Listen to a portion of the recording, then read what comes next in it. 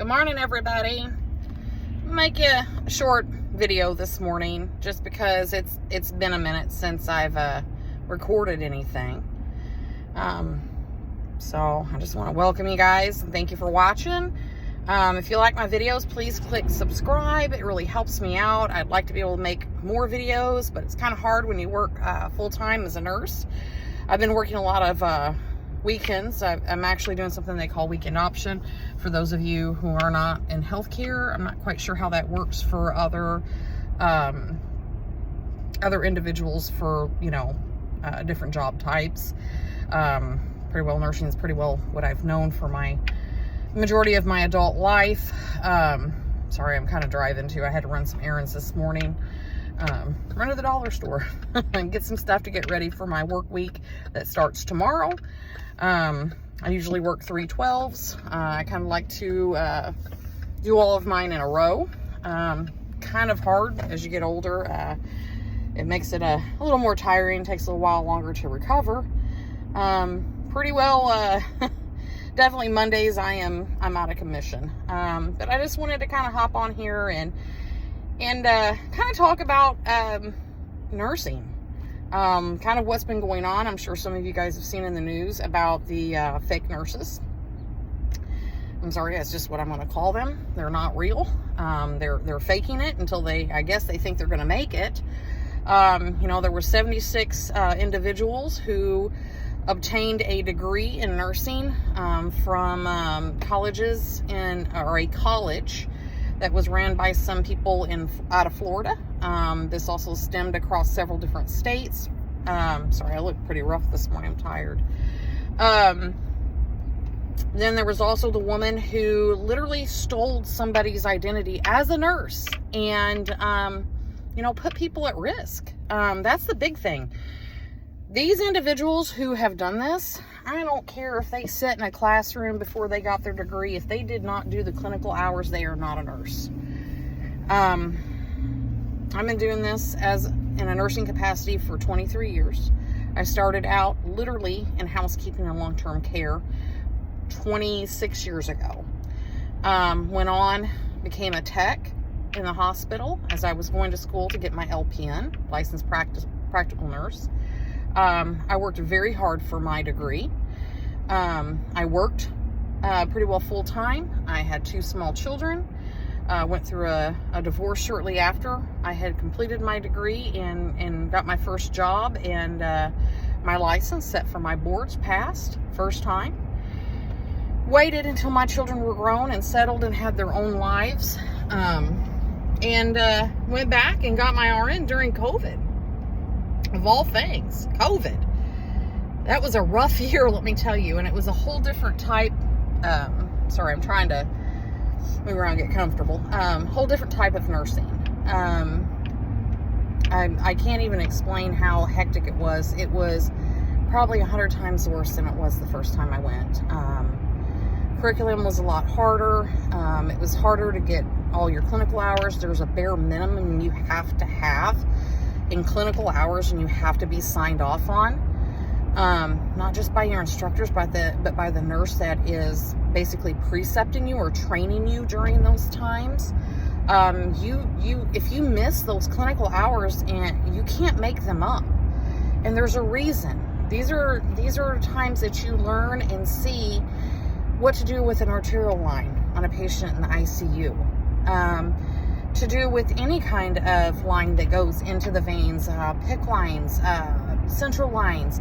These are very important items that you need to learn about and how to care for and properly maintain, and what you do prior to flushing them with saline to maintain them, or starting an antibiotic, or giving medications in that setting. Assessment skills, even more in depth, what to look for, what the disease processes are that you've learned, and how to apply them to a person, a real life, living, breathing person that has a family and deserves the best care that they can get. So that's the gist of what your clinical hours are. So anybody that's missed those and did not do them and still was able to pay for their $15,000 degree, boy, they got by cheap, number one.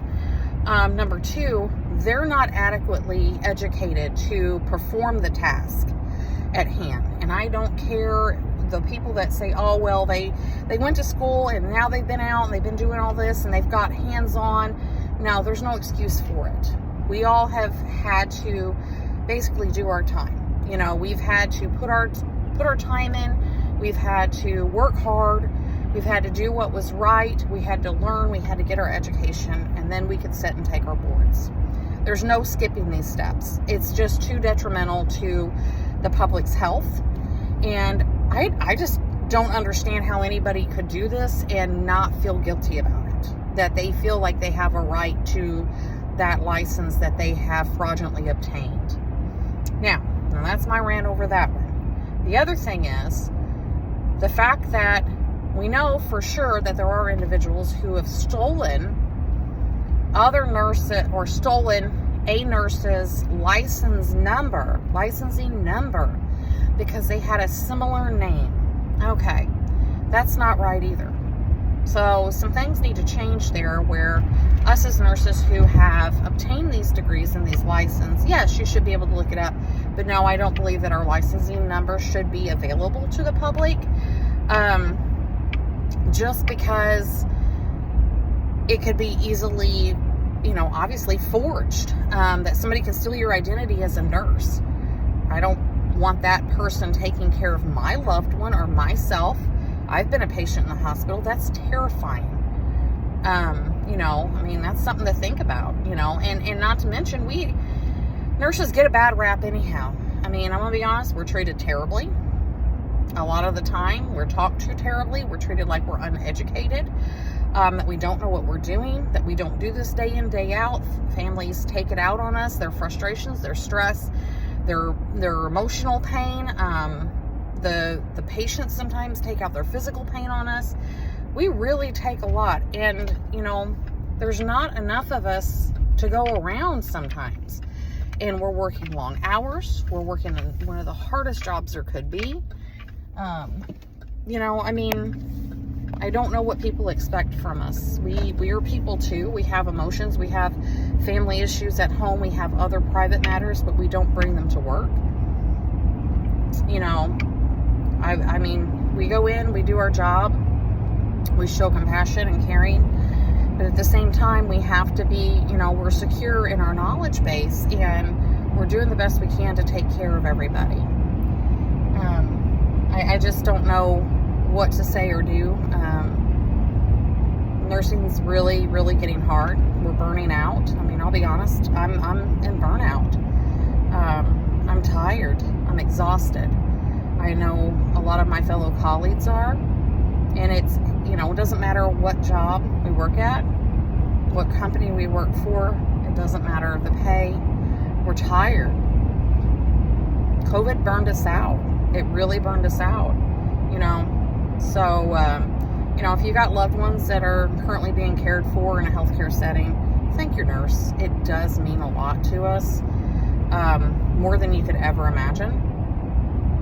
And don't judge us too harshly for the faults of others and the things that they have done that they shouldn't have.